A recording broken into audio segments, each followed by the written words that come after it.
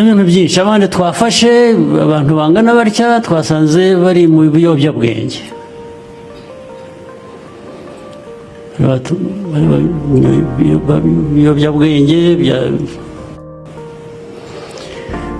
imiryango yahungabanye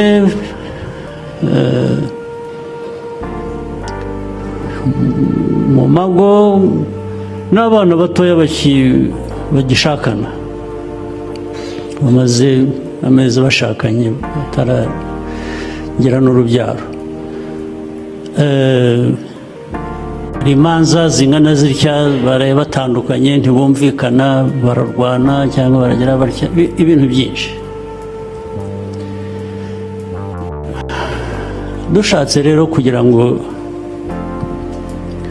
twuzuze inshingano zacu hari abatuyobora mu bintu by'amadini inyigisho zishingira kuri ibyo ngibyo dukwiriye kwibuka kubikoresha uko bishobotse kugira ngo tugabanye ibihungabanya umuryango nyarwanda kubikoresha uburyo ubwo ari bwo bwose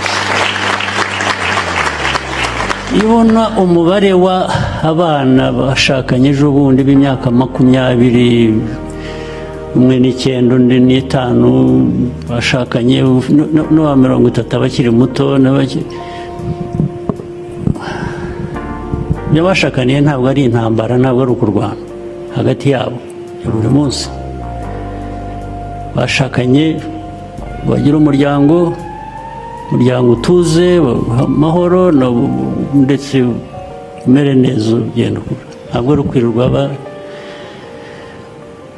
abandi rero abana batoya ku mihanda njya mbibona nkurikira ibintu no kuri social media no ku cyo intambara zirirwa zirihuza abana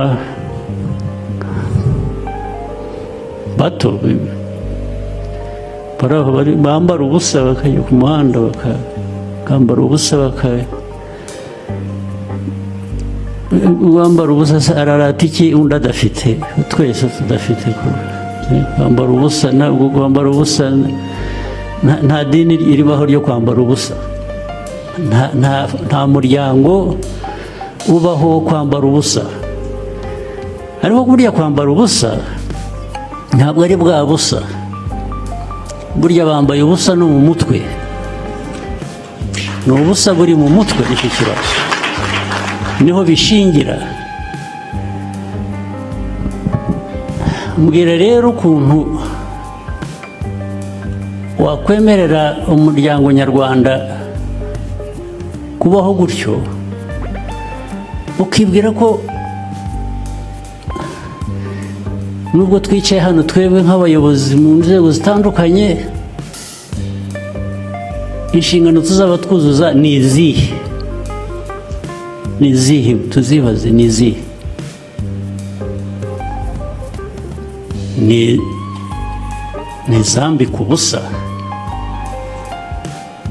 abanyarwanda uko abana tubarera ariko ari abana ari abakuru ari iki nuko turerwa uko turera ba bandi rero navuze b'ibiyobyabwenge ugasanga mu bakuru abantu bakuru mu muryango ariko bya biyobyabwenge nibyo bivamo ingaruka zindi z'imiryango guhora irwana buri munsi wanakwicaga n'abantu ukababaza turi kumurapfa iki hakazamo rero bya bindi buri wese yumva ko ari uri mukuri ntawe ushobora korohera undi ngo babiganire bakemure ibyo ushaka ineza ushaka niyo n'undi ashaka uruhare tugira twebwe nk'abayobozi baba mu madini baba muri leta ni uruhe ruhare tugira kugabanya ibyo bintu muri twe, mu miryango, hanze. Turebe hirya tubyihorere, tuvuge ngo bibe uko bishatse, twaba tumaze iki se? Twaba twebwe inshingano zacu ari izihe? Tugende duhere mu ikuzo gusa, twirebe, twumve ko turuta abandi cyangwa dukora, ariko abandi bibe uko bibaye. Ntabwo wujuje ya nshingano, urabeshya. Ikintu cyo kubeshya, cyo kudakoresha ukuri mu buyobozi ubwo ari bwo bwose, bwaba ubwigisha mu madini, bwa bushobozi buri mu nzego za leta, ariko noneho bitari n'ibyo. Ntabwo rega abantu bose bari muri leta cyangwa bari mu madini. Ubushobozi n'ukuri bukwiye kuba gukoreshwa no mu bantu gusa, mu miryango, mu muryango wawe, nta ushyize idini iruhande ugashyira ko leta iruhande, no mu muryango wawe ikiganiro ugirana n'umuryango wawe gishobora gufasha kubaka ni ikihe? Ukwiye kubyibaza buri munsi. Ntabwo uzareka kurera mu muryango wawe ngo idini rizakurerere cyangwa leta izakurerere. Ntabwo ari byo. Bikwiye guhera kuri wowe, ndetse ntitwimakaze ibidakwiye kuba mu bantu ngo tubyemere bibeho, bikoreshwe, bise nkaho nta cyabaye. Ntabwo ari byo. Buri munsi kuba twahuriye hano, ni nacyo kinzana hano. Nabonye umwanya wo kuza nkinegura, narangiza nkagenda. Ibindi uko bizaba biraturenze, atirisi abemera ko hari ibiturenze ndimo, ariko ntabwo bindenze kuvuga icyo ntekereza. Ndetse ubwo ndi mu nzira yo gufasha, wenda niyo kaba ari akantu gato, bya bindi biva mu kumenya biganisha mu gukora. Niba hari icyo umuntu yatangaho umusanzu, twese tujye tuwutanga.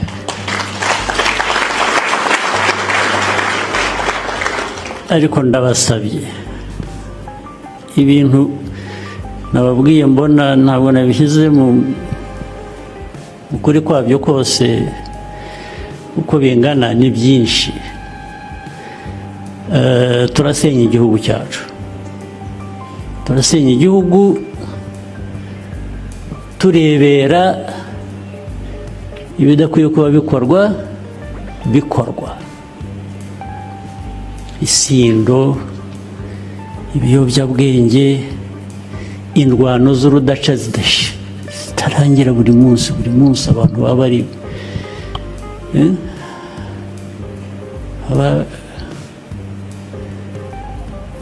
bashikurana. Nitubibona, nababwiye ko mbibona muri raporo mpabwa, ikintu cya mbere kinza mu mutwe ndabaza, ariko tugomba kuba dufite ibibazo mu buyobozi bwa leta ndetse n'ubw'abandi ntavuze. Bigomba kuba bihari. Ngo hari ikibazo, tugisuzume rero. Ntitukajye hanze gusa ngo tunyure hejuru y'ibintu, tuvuge neza, ndetse tube ibitangaza. Igitangaza ni byiza, ariko kuba igitangaza ubigirwa n'abo wafashije nabo kuba baba igitangaza. Niba ntabo wafashije, ntukwiriye kumera neza ngo bibe bihagije. ukwiye kumera neza ubishingira ku bandi watumye bamera neza. Reka ndangiriza aho, murakoze, muhorane imigisha y'Imana.